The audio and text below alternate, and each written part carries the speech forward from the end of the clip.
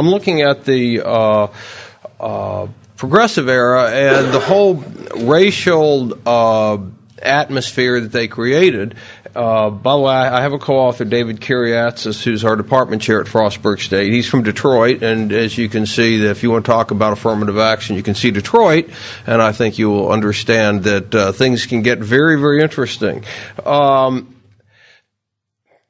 A lot of historians have looked at the progressives. If you read the progressives, if you know the things that they said, you know these guys were just out and out hardcore racists. I mean, they said things, it was very polite to say things back then that you would lose your job for today, or worse. And how have historians treated them? Historians have admitted that these people were racist, but it was a blind spot. All right, because after all, they were giving us great economic reforms. They were for the consumer. They were for the worker. They were for goodness and everything else. And so the racism that accompanied the progressive era and the whole progressive movement was seen as just kind of a blind spot, something that grew up as a natural extension from the post-Civil War South. All right. In other words, that you had these feelings already and it just sort of like grew like a slow movement, and finally by the 1890s it just got worse and worse, and in around 1900, late 1800s, 1900, around there, now we start going into what we call Jim Crow. Well, here's an interesting editorial that and I don't have time. It was the News and Courier in 1898 argued against the passage of a law in South Carolina to segregate rail cars.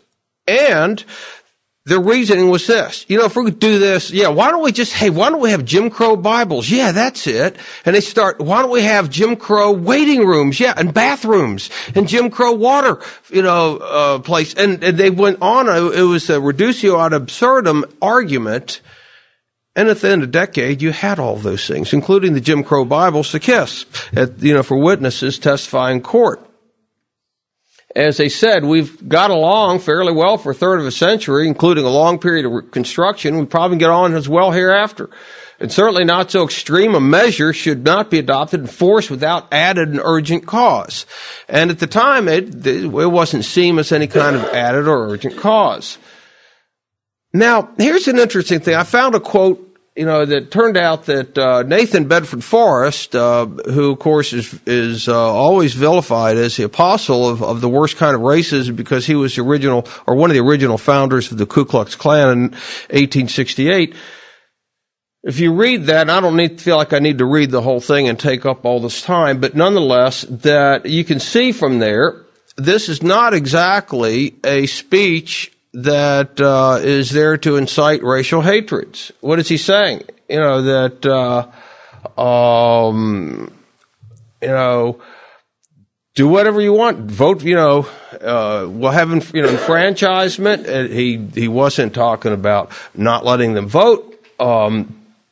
He says that I came to meet you as friends and welcome you to the white people. I want you to come nearer to us, and we may differ in color, but not in sentiment, and on and on. And so, and when you are oppressed, I'll come to your relief. Now, again, if you read the usual stuff, of course, in the New York Times about Nathan Bedford Forrest, that never quite makes it. It doesn't fit the Times paradigm. And as you know, the New York Times will go to great lengths to push their own paradigm, even if the facts don't jive.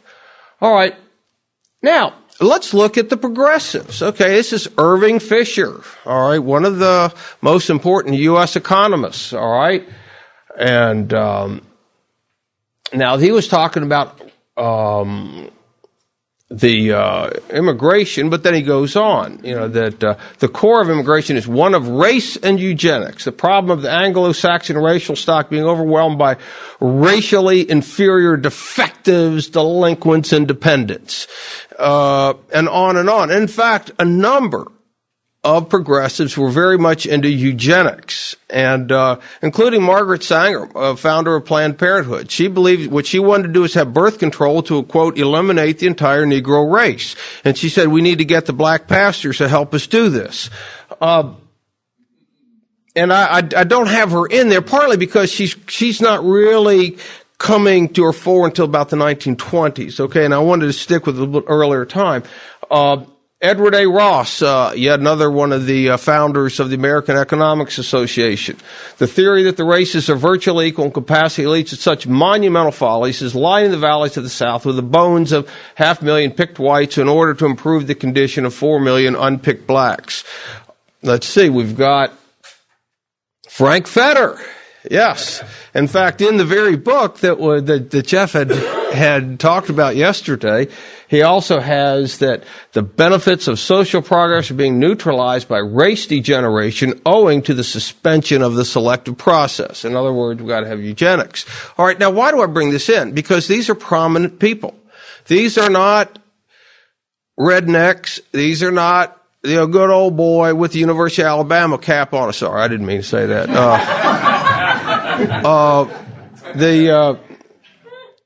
Just kidding, of course.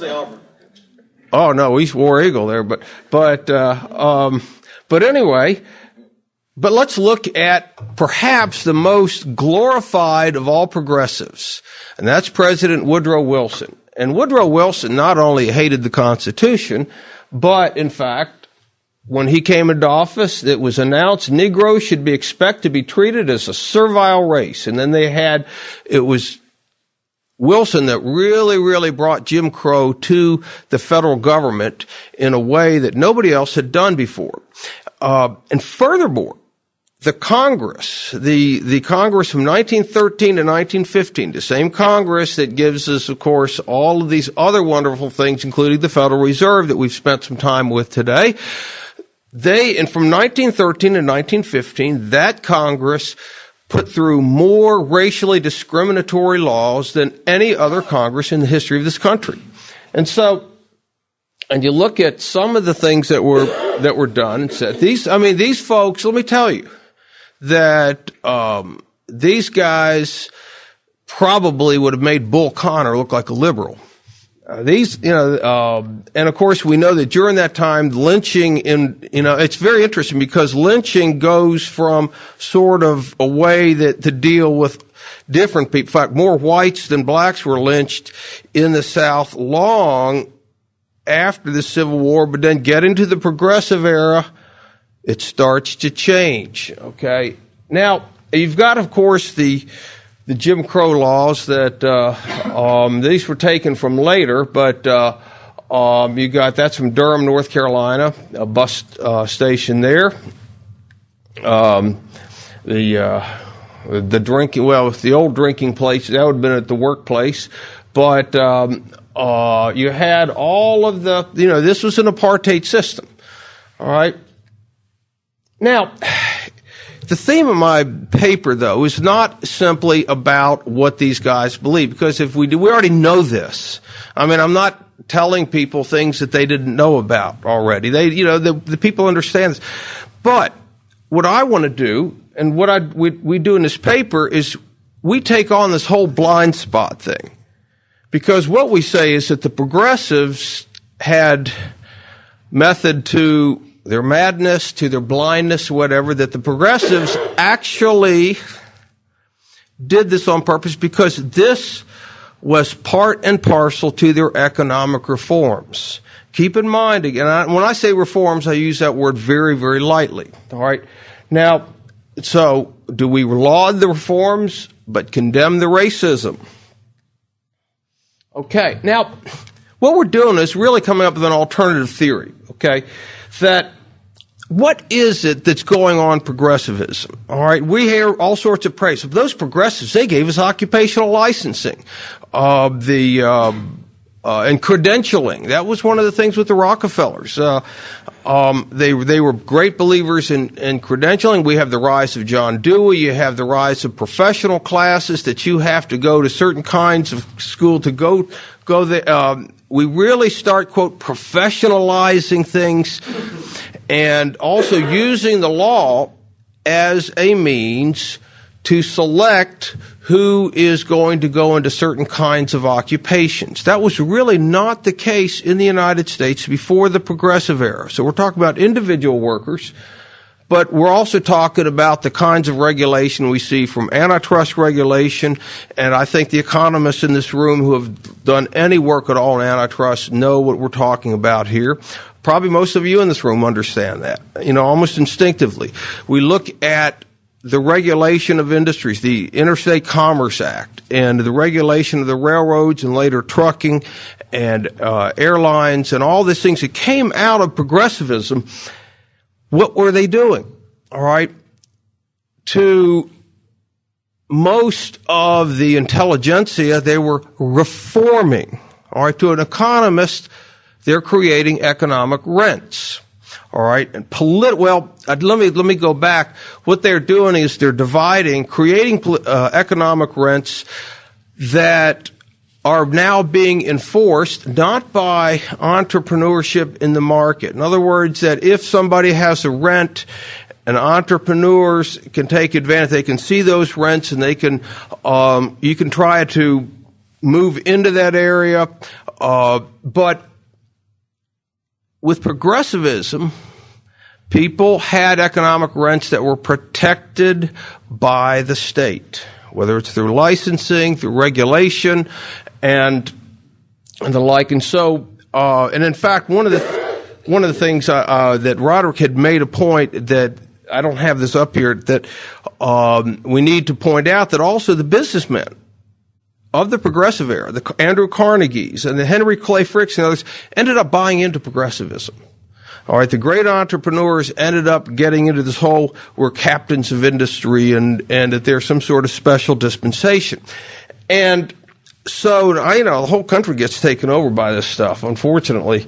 And so what happens is this, that political rents have to be distributed politically. You don't have economic competition for political rents. It doesn't work that way. The political classes never allow that. You have to go at it in a different way. And so what happens when you create these rents? What are you doing? You are shrinking the economy. You really are. I mean, there is no way that you can put these added burdens upon economic activity and have more economic activity. I mean, anybody who thinks that should go, should embrace Obamacare. And so what happens is that now that you're causing things to shrink, you now set up a system of competition. What do we mean? A system of competition with political rents where you have winners and you have losers. Who's going to be the winner? Who's going to be the loser? How do you do this? How do you do these things? Jim Crow laws not only kept blacks out of occupations which they'd previously worked. Now, what happened? Look at the propaganda coming out there. Oh, well, they're feeble-minded. Well, they weren't so feeble-minded when they were doing this work before. But also, look at what happened. You have widespread disenfranchisement. Okay? Because what happens in these systems where you have political spoils, what you were talking about before, that what Stalin was doing was creating political spoils. You've got to have a mechanism for being able to distribute these. How do you do it? Well, with the blacks, the idea was this: get them out of the picture, push them out of the way, make them do menial work. You'll love this. And I can't remember if I have it up here. If I do, let me give you an example. And I will be able to finish on time. Minimum wage. Okay. What were the progressives saying about the minimum wage? When told that, it's going to knock some people out of the labor market, it's going to price people out of the market, they said, good. These are feeble-minded people. They really shouldn't be in the workplace anyway. They shouldn't be allowed to be around here. And so this is a really good thing. If we can just impose this minimum wage, we can also get more people out of the picture. All right. And so this is an administrative view of an entire economy. It's the idea that we can have some sort of state control, divide everybody up into different groups, and call it progress. And so, we do conclude that these Jim Crow laws, these were not blind spots. What they were nothing more than cold-blooded attempts basically to make these economic reforms work. How do you make them work? Well, you shut people out. You make sure that people cannot participate in the workplace, and you give yourself some sort of grandiose rhetoric about the whole thing, and you call it progressivism. Thank you.